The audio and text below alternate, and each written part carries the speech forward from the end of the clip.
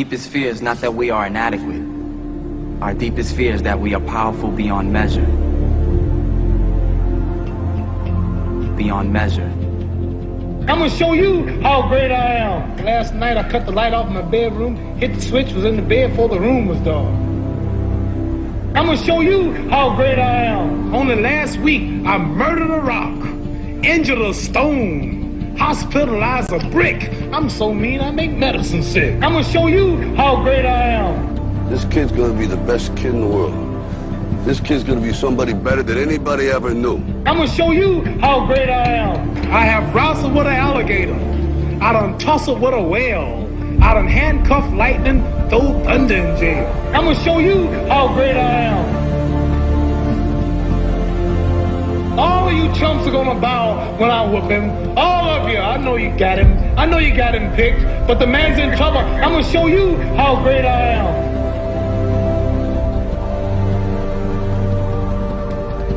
But somewhere along the line, you changed. You stopped being you. You let people stick a finger in your face and tell you you're no good. And when things got hard, you started looking for something to blame, like a big shadow. Let me tell you something you already know. The world ain't all sunshine and rainbows. It's a very mean and nasty place, and I don't care how tough you are, it will beat you to your knees and keep you there permanently if you let it. You, me, or nobody is gonna hit as hard as life. But it ain't about how hard you hit.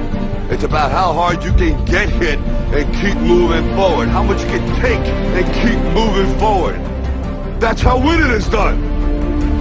Because if you're willing to go through all the battling you gotta go through to get to where you want to get, who's got the right to stop you? I mean, maybe some of you guys got something you never finished, something you really want to do, something you never said to someone, something. And you're told no, even after you pay your dues. Who's got the right to tell you that? Who? Nobody. It's your right to listen to your gut. It ain't nobody's right to say no. After you earn the right to be where you want to be and do what you want to do.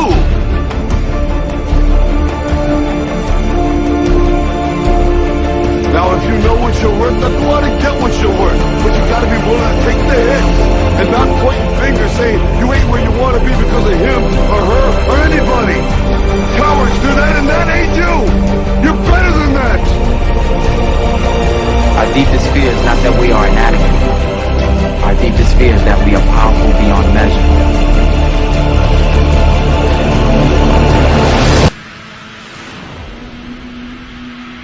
It is our light, not our darkness, that most frightens us. Playing small does not serve the world. There is nothing enlightened about shrinking so that other people won't feel insecure around you. We were all meant to shine as children do. It's not just in some of us, it's in everyone. And as we let our own light shine, we unconsciously give other people permission to do the same, as we are liberated from our own fear. Our deepest fear is that we are powerful beyond measure. All of you chumps are gonna bow when I whoop him. All of you. I know you got him. I know you got him picked, but the man's in trouble. I'm gonna show you how great I am.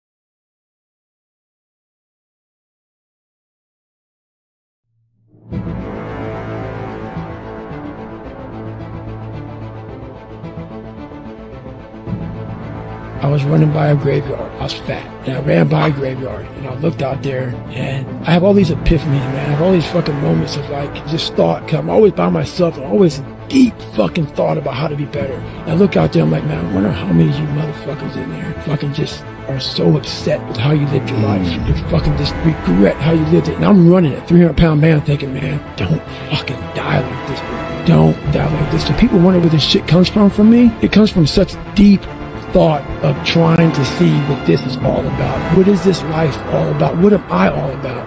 Why am I here? You know, I had to find purpose, and my suffering had a purpose. Every morning I woke up, all right, motherfucker, I call it my morning meeting. My morning meeting. We all have these fucking meetings all fucking day long. You know, we go to work. We're working for somebody else. They want a meeting because they want to be successful. So we all sit our ass down, try to make them better, try to make them more money, try to make them more powerful. We don't do that for ourselves. So every morning I wake up, I used to. I had to get back into it again, because in that chapter, you see, I became a little bitch. That morning meeting, I wake up, okay, Goggins, what did you do fucked up yesterday? Where were you at? And I just go through and analyze my life.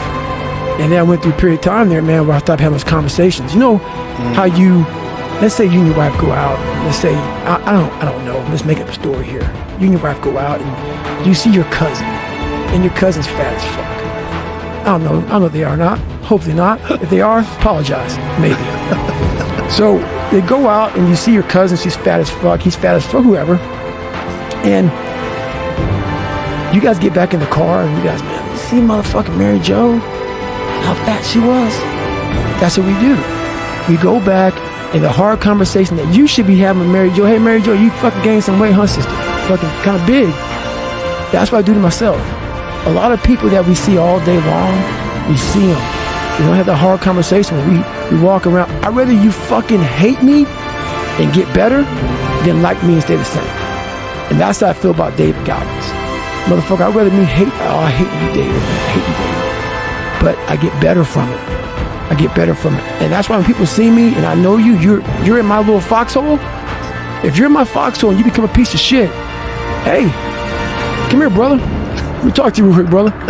People don't like that shit, man. But I'm not going to allow you to go to a place that's going to be hard to get out of. It's going to be hard. If I allow you to gain 5 more pounds, or allow you to take 4 more days off of school, or allow you to keep on procrastinating in your fucking life, and I see it, and I tell Jennifer behind your back, I'm doing you no fucking justice. Right. Zero justice. So where this world is now, you can't say a motherfucking thing. I do. I still do, and I always will. Don't like me. Don't like me. I'm good with that. When I was going through Navy SEAL training, there's one thing I told myself. I wanted to quit every single day. But many dreams die while suffering.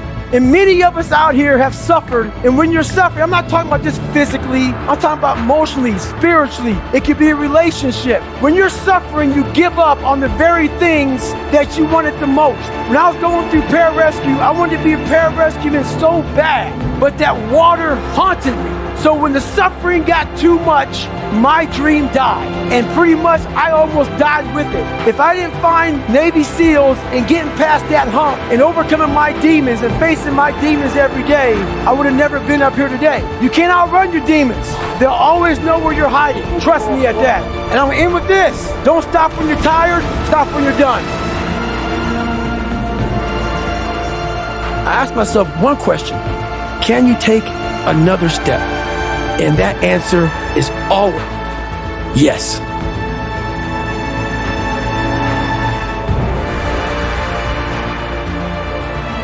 This will not be easy. To succeed, you will be required to face hard truths and challenge yourself like never before. Your performance matters most when nobody's watching. If you can find just enough courage to stay in that tunnel, your eyes start to adjust at night. That darkness becomes the light. This morning I got up early, went for a 15-mile run. When I got back home, I got my bat and come to the gym. On the way to the gym, my neighbor sees me. He says, "A question I want to ask you, man. For a long time, aren't you afraid of overtraining?" I never even thought about it. But it's funny getting depressed about overtraining from motherfuckers who don't even fucking train. But that said, I never thought about it. I was in the competition that was in front of me, and I built myself back. I saw the talent they had and the talent I didn't have. And I had to work up to that level. I understand about science and shit. I know all about it. But I tell you right now, Sometimes you gotta bump up against science. You know, days off and shit. A lot of people think I'm out here spraying water on myself and shit. You don't run 200-mile fucking races by thousands of miles pouring water on yourself.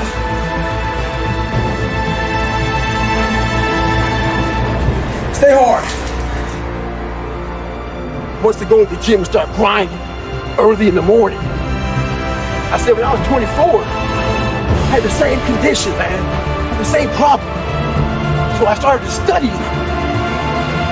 The more I studied it, I came with this crazy conclusion.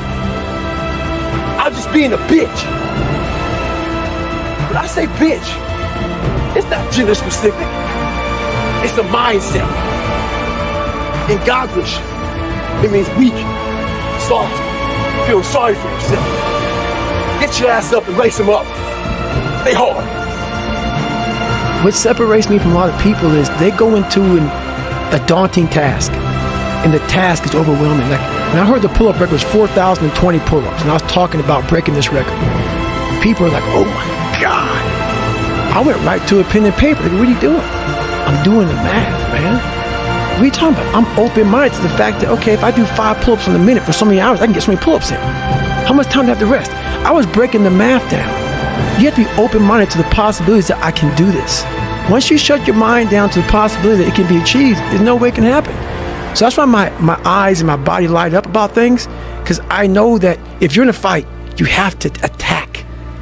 You have to keep attacking. The enemy has to know he is not going to give up. You must break the soul of whatever the fuck is in front of you.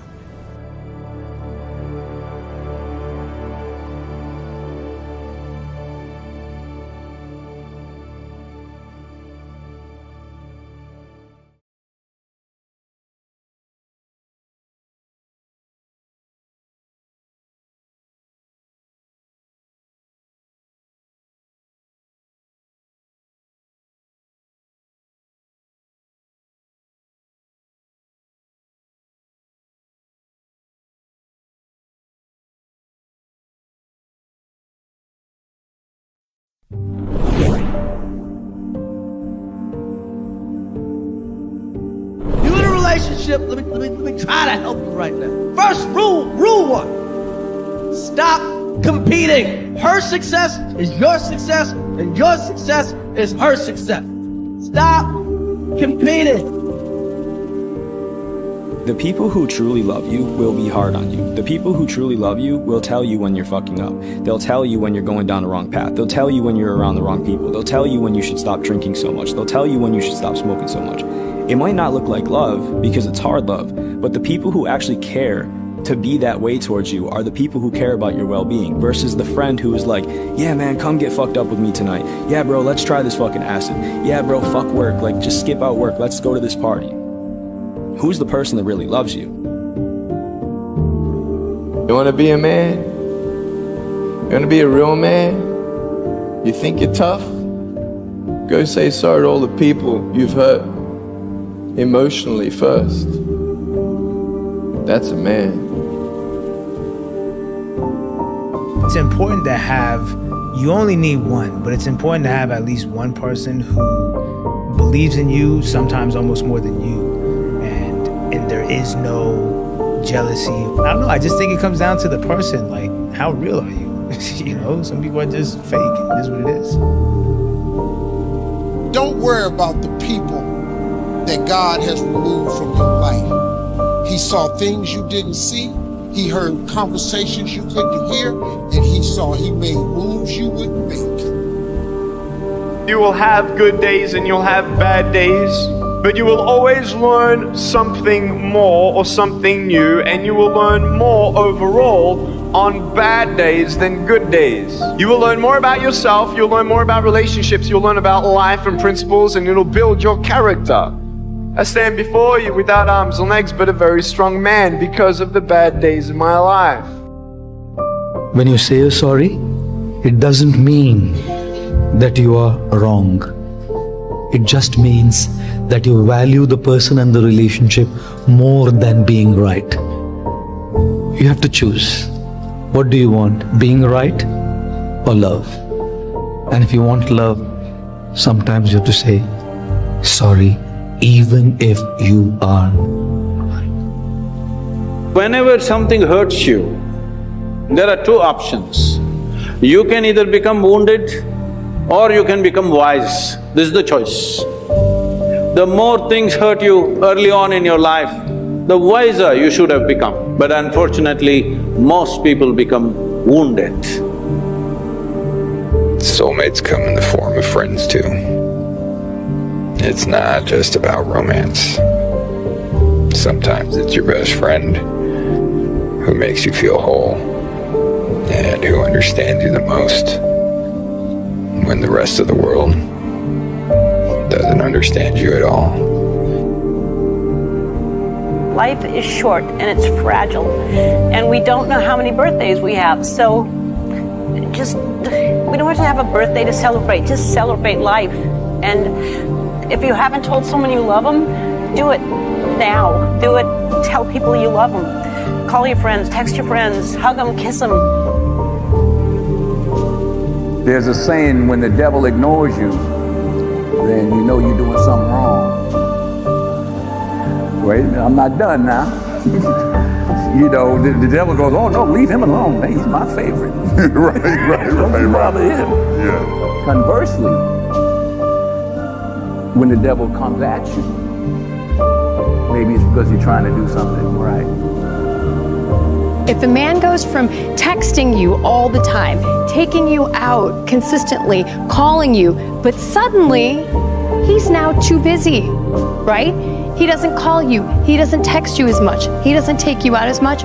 His feelings have changed. Nobody is too busy to call or to see someone. Nobody. Ever, right? If they like you, they will find a way to be with you. They say a man that wants to be with you will move mountains to be with you. One of the hardest conversations I think I had to have was when I was in a relationship with someone I loved and they didn't love me back. So it was really hard when you love this person, when you feel like you've done everything to kind of fit into their world, to be what you think they want, to act, walk into. You're doing all these things to change yourself, hoping that this person will love you. And then you come to that realization, you just look at yourself in the mirror one day and you're like, I have to love myself more than I love him. Amen. And like that, hands down, was one of the hardest conversations I had to have with myself, when I had to realize that that I deserved to be loved. No matter what you're feeling, the highest high on your wedding day or the lowest low when you've lost a loved one, that emotion will not stay.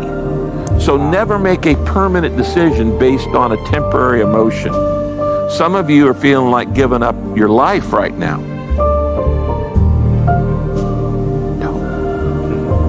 Don't do it.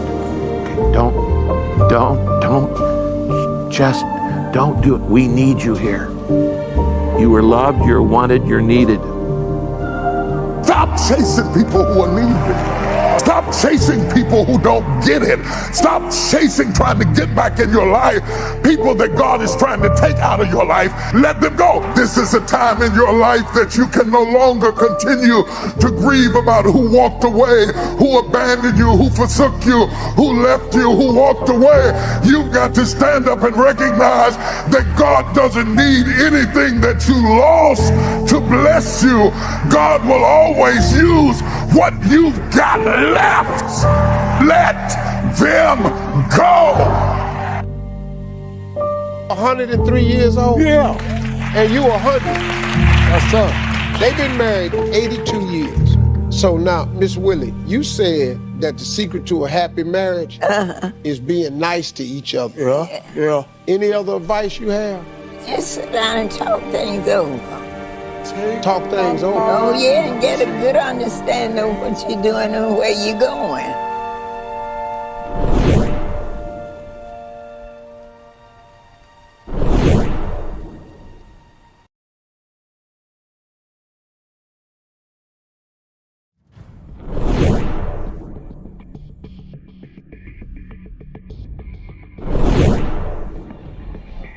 Lord, don't you see these circumstances? Lord, do you see the woman you gave me? Lord, do you see this man? Do you see this man, Jesus? Do you see this man? Lord, can you just see this man? Lord, do you see what's going on the job? Do you see what I got to go through with every day? Lord, do you see this paycheck? How am I going to get a house with this paycheck? Lord, do you see? Shut up! In God, circumstances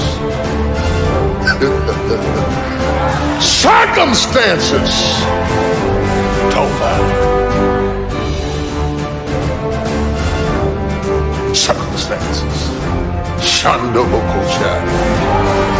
Circumstances don't matter. Did I know I got on national Christian television in a storefront with no staff? I had 2 people on staff. That's no staff for television. I got on national television with 1 tape duplicator. I got on national television with $8,000, I think it was, in the bank. You can't pay for a 30-minute show with $8,000. 1 show.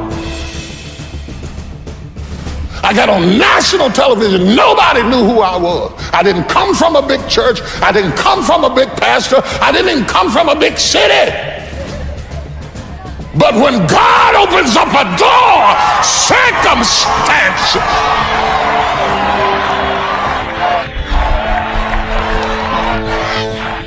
Oh, I wish I had some faith in here this morning. I wish I had some faith in here this morning. I wish I had some faith in here this morning. Yeah. Slap your neighbor and tell them circumstances don't matter. We all have things that we're believing for, dreams that we want to accomplish, problems we're hoping will turn around. Maybe it's to see our family restored, to lose some weight, to break an addiction, to start our own business. But sometimes as it goes on, month after month, even year after year, we don't see anything changing. It's easy to get discouraged and think, it's never going to happen. This is as good as it gets. I'll just learn to live with it. We all go through disappointments, setbacks, loss. Pain is a part of life. It's easy to get discouraged, even bitter. Think, why is this happening to me? Sometimes we look at pieces in our lives that don't make sense. The key is what we do in our times of pain. Pain will change us. Heartache, loss, disappointments, they don't leave us the same. Every painful time, even though you don't like it, it's developing something in you that can only be developed in the tough times. Eventually, that will pass. You'll get through it, but you will be different. In those tough times, when you're uncomfortable, going through a loss, dealing with an illness, you could easily let it overwhelm you. Now, how the pain changes you is up to you. You can come out bitter, or you can come out better. You can come out defeated, giving up on your dreams, or you can come out with a new passion, a new fire, excited about the new opportunities in front of you.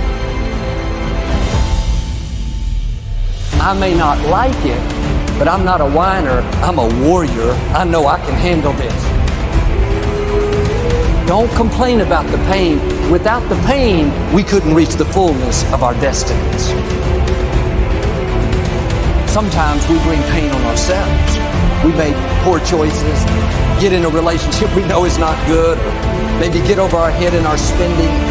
Now it's painful. We're having to deal with the consequences.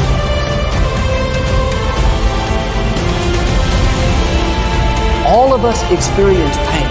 My challenge, don't just go through it, grow through it. That difficulty is an opportunity to get stronger, to develop character, to gain new confidence. Anybody can give up. Anybody can let it overwhelm you. But you know what that's doing? Wasting your pain. That pain is not there to stop you. It's there to prepare you to increase you, to develop you. Difficulties are a part of life. Now quit telling yourself you can't take it. You're not weak. You are well able. Eventually the pain will pass. You'll give birth to new strength. Just because it hasn't happened yet doesn't mean that it's not going to happen. There will always be forces trying to convince us to settle where we are. Life has a way of pushing our dreams down. They can become buried under discouragement, buried under past mistakes. There are dreams buried under divorce, buried under low self-esteem. It's easy to settle for mediocrity even though we have all this potential buried on the inside. What are you remembering? The hurt, the pain, what didn't work out? Turn it around and remember your dream. Have you allowed any dreams to get buried in you? At one time, you believed you could do something great. You believed you could lead the company in sales. You believed you could break that addiction. And it's been a long time. Had some bad breaks. It wasn't all your fault. You could easily settle where you are. Nobody would fault you. The enemy would love to deceive you into burying your dream, thinking that it's never going to work out. Don't believe those lies. It's not too late to become all that you were created to be. Every time you remember your dream, you're removing some dirt. You're digging it back out. The true mark of a champion is even though some dirt gets thrown on your dream, instead of letting it get buried, you keep shaking it off.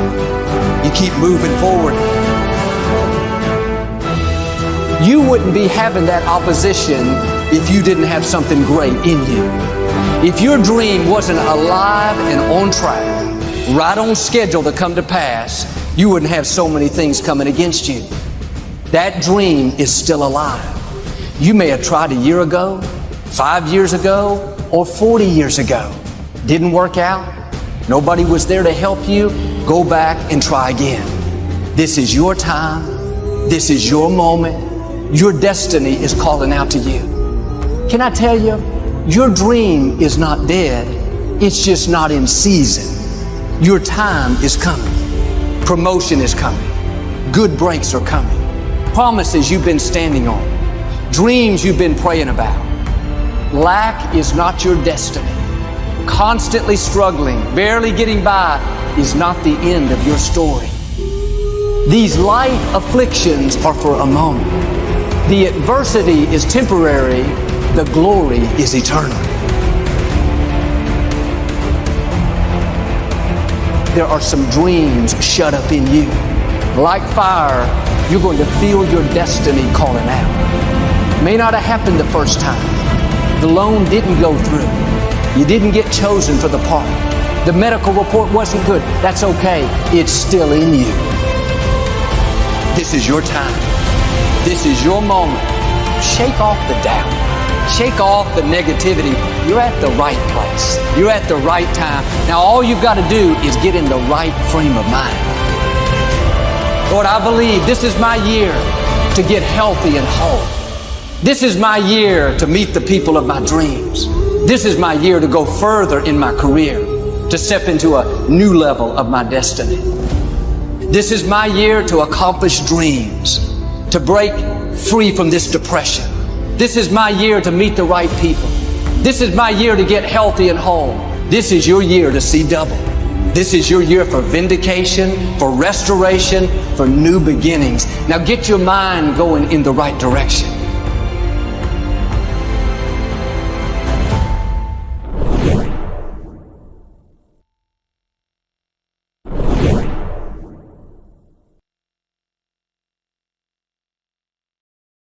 Self-discipline is the center of all material success. Cannot win the war against the world if you can't win the war against your own mind. I love this one. Fail early, fail often, fail forward. It's always a little bit frustrating to me when people have a negative relationship with failure. Failure is a massive part of being able to be successful. You have to get comfortable with failure. You have to actually seek failure. Failure is where all of the lessons are. You know, when you go to the gym and you work out, you're actually seeking failure. You want to take your muscles to the point where you get to failure, because that's where the adaptation is. That's where growth is. Successful people fail a lot. They fail a whole lot more than they succeed, but they extract the lessons from the failure and they use that, the energy, and they use the wisdom to come around to the next phase of success. You gotta take a shot. You have to live at the edge of your capabilities. You gotta live where you're almost certain you're gonna fail. That's the reason for practice. Practice is controlled failure. You're getting to your limit, getting to your limit, getting to your limit. You can't lift that. You can't do that. Until you get to the point that all of a sudden your body makes the adjustment and then you can do it. Failure actually helps you to recognize the areas where you need to evolve. So fail early, fail often, fail forward.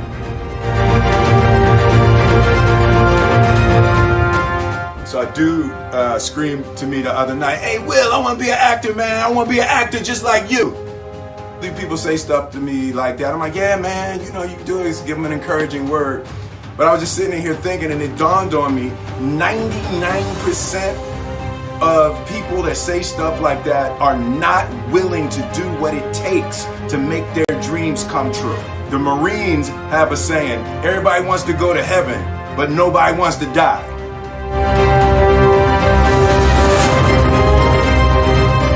And that's just real. At the center of bringing any dream into fruition is self-discipline. You know, something as simple as food and eating. It's not about your body as much as it is about your mind. It's getting command of your mind to be able to choose actions that are in your own best interest.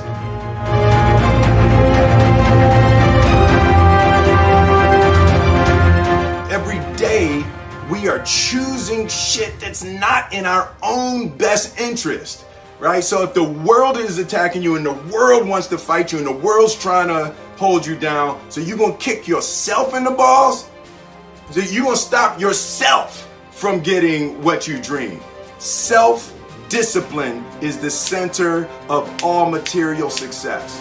You cannot win the war against the world if you can't win the war against your own mind.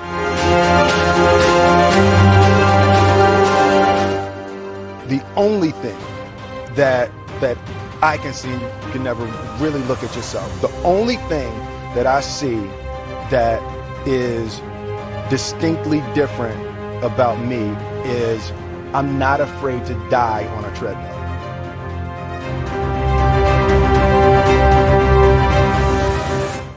Right? I will run. You would not be outworked. I will not be outworked. Right. Period. Yeah.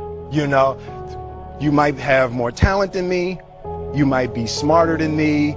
You might be sexier than me. You might be all of those things. You got it on me in 9 categories. But if we get on the treadmill together, right, there's 2 things. You're getting off first, or I'm going to die. It's really that simple, right? So let's go back to the question about what if people block me out. There's going to be 2 options. I'm going to get back in, or I'm going to be dead, right? It's like, you're not going to outwork me. It's such a simple, basic concept. It's the guy who is willing to hustle the most is going to be the guy that just gets that loose ball. You know, he got 2. Ooh, God, he hustling, he grabbed that one. That was going to be out of bounds, but he saved it back in. It's like the commodity that I see the majority of people who aren't getting the places they want or aren't achieving the things that they want in this business is strictly based on hustle. It's strictly based on being outworked. It's strictly based on missing crucial opportunities. I say all the time, if you stay ready, you ain't got to get ready. I believe that self-discipline is the definition of self-love. That when you say that you love yourself, that means that you have behavior towards yourself that is loving. It's like you say to yourself, hey man, look, I know you want to eat that pizza and it'll be really good, you know, but I can't let you eat that, man, because if you eat that pizza, you're going to feel like shit, you know, and I love you too much to let you eat that. And I think the word discipline has kind of gotten a bad name. We think about it in terms of punishment. I'm not talking about discipline in that way. I'm talking about discipline in the sense that you forego immediate pleasure for the exchange of long-term self-respect. Self-love is, hey, look, I know you got a test on Monday, you know, and I know you really want to go out with your friends. It's Saturday night, you want to go out, but if you fail that test, you're not going to feel good about yourself. You know, I love you too much to let you go out tonight.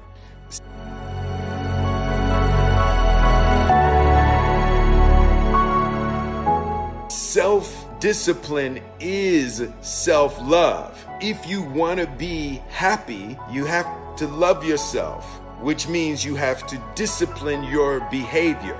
The road to sustained happiness is through disciplining your behavior. And I learned very young from parents. From my parents, absolutely. That you don't try to build a wall. You don't set out to build a wall. You don't say, I'm gonna build the biggest, baddest, greatest wall that's ever been built. You don't start there. You say, I'm gonna lay this brick as perfectly as a brick can be laid. There will not be one brick on the face of the earth that's gonna be laid better than this brick that I'm gonna lay in this next 10 minutes. And you do that every single day. And soon you have a wall. And soon you have a wall. And I think psychologically, the advantage that gives me over a lot of people that I have been in competition with in different situations is it's difficult to take the first step when you look how big the task is. The task is never huge to me. It's always one brick. Me too. Greatness is not this wonderful, esoteric, elusive, God-like feature that only the special among us will ever taste. You know, it's something that truly exists in all of us. It's very simple. This is what I believe, and I'm willing to die for it.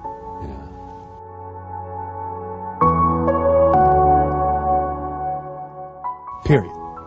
It's that simple. I know who I am and I know what I believe. I know who I am, I know what I believe. That's all I need to know. And that's all I need to know. So from there, you do what you need to do. You know, and I think what happens is we make the situation more complex than it has to be. Because we're looking for complexity. There's got to be something complex to understand. It can't be that easy.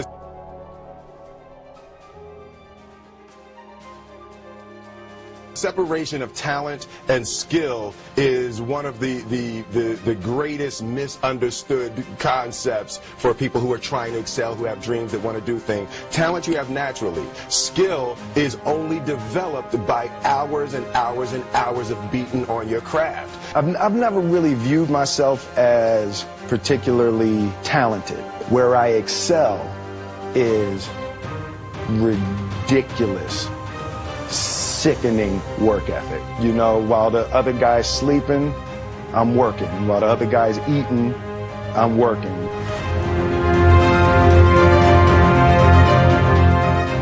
There's no easy way around it. No matter how talented you are, your talent is going to fail you if you're not skilled.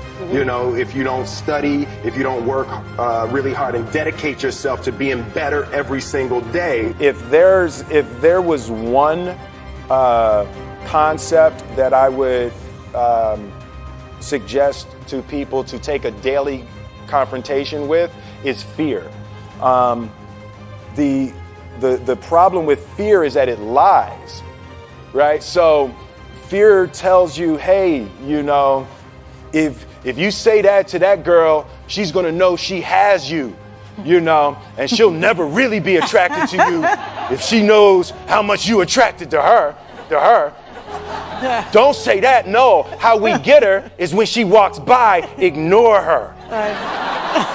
Right, it's a smooth, you know, it's like pop it on your shoulder. Fear tells you dumb shit like that, right?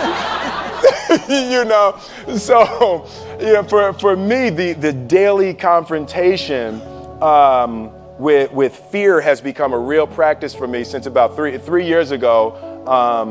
I went skydiving in Dubai, right? And skydiving is a really interesting confront with fear, right? So everything's normal. So you fly and you go up to 14,000 feet, and you notice there's a light. It's red and it's yellow and green, right? So right now the light's red. So then you start thinking at some point the light's gonna go green, but you don't know what's gonna happen, right?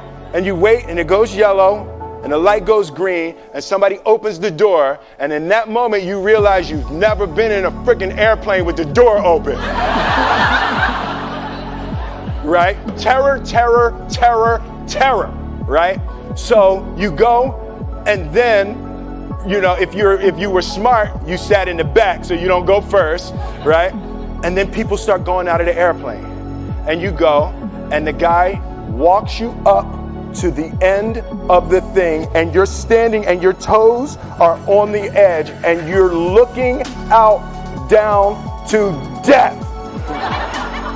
And they say on 3, and they say 1, 2, and he pushes you on 2 because people grab on 3, right?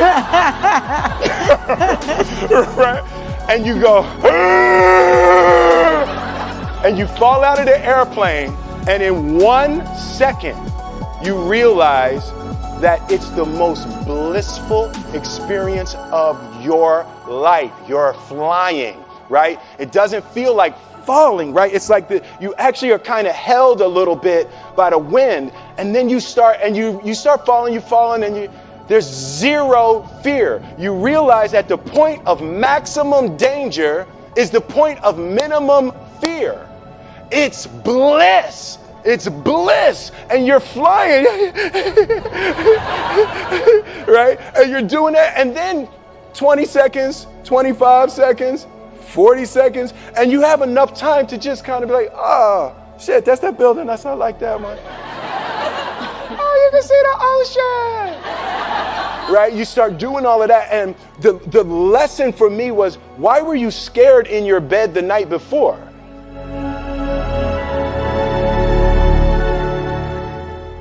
What do you need that fear for? Just don't go. Why are you scared in your bed 16 hours before you jump? Why are you scared in the car? Why could you not enjoy breakfast? What did you need that? The fear is fear of what? You're nowhere even near the airplane. Everything up to the stepping out, there's actually no reason to be scared. It only just ruins your day. You don't have to jump. And then in that moment, all of a sudden, where you should be terrified is the most blissful experience of your life. And God placed the best things in life on the other side of terror. On the other side of your maximum fear are all of the best things in life.